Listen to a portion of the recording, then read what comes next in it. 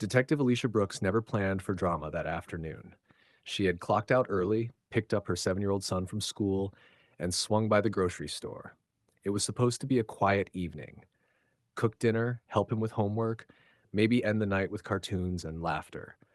Her son skipped beside her on the sidewalk, humming, his little backpack bouncing with each step. To anyone watching, she looked like any ordinary mom.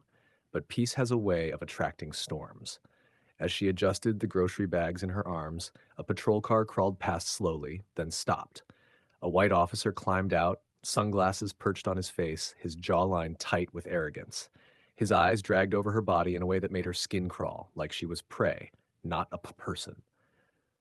"Afternoon," he said, his voice oily, with a smirk playing at his lips. He didn't ask how she was doing or even why she was on the street. His gaze wasn't on the bags, it wasn't on her son. It was fixed shamelessly on her curves. Alicia frowned, adjusting her sweater. "Is there a problem, officer?" she asked, her tone polite but clipped.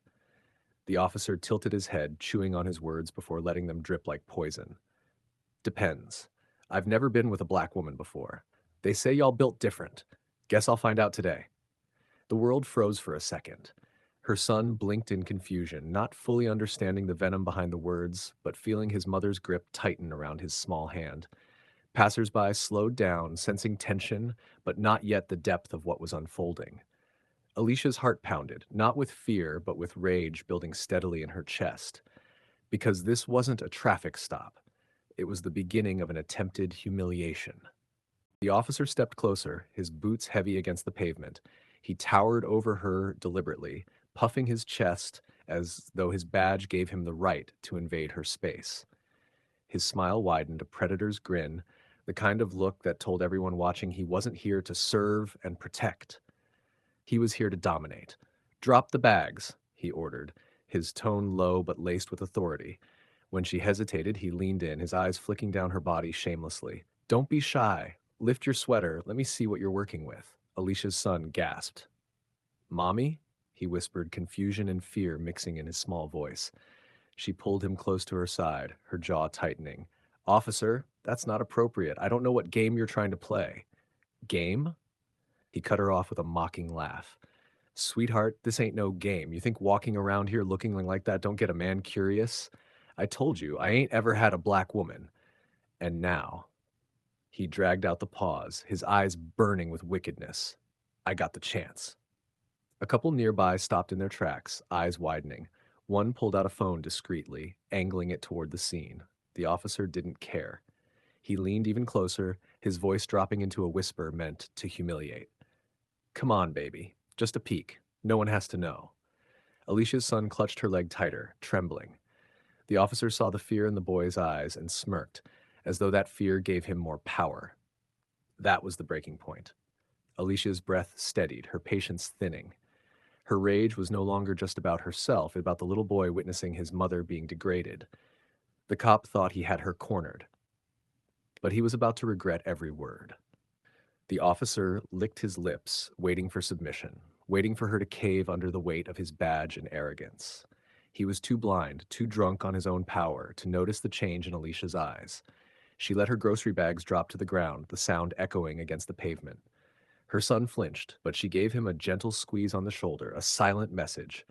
"Mommy's in control now." The cop mistook her calmness for surrender. "That's it," he sneered. "Now lift it up for me." But his voice cracked when Alicia reached into her cardigan pocket and slowly pulled out a leather holder. She flipped it open with precision, and the golden detective's badge caught the sunlight like a flash of lightning. "I'm Detective Alicia Brooks," she said, her voice cold and sharp, slicing through his arrogance. "And you just sexually harassed a ranking officer in front of witnesses and a child." The crowd erupted. Phones lifted higher, people whispering furiously, some gasping, some cursing under their breath at the cop's audacity. His smirk evaporated, his face twisting into disbelief. "No, no, this," he stammered, his words collapsing into silence. "Oh, this is real," Alicia continued, stepping closer, her badge inches from his pale face. "You wanted a peek? You just got one, of the end of your career." The officer staggered back, his boots scuffing the concrete. His arrogance dissolved into panic, his eyes darting to the crowd, recording his every flinch. Alicia didn't raise her voice. She didn't need to. Her authority and composure made his humiliation hit harder than any slap could have.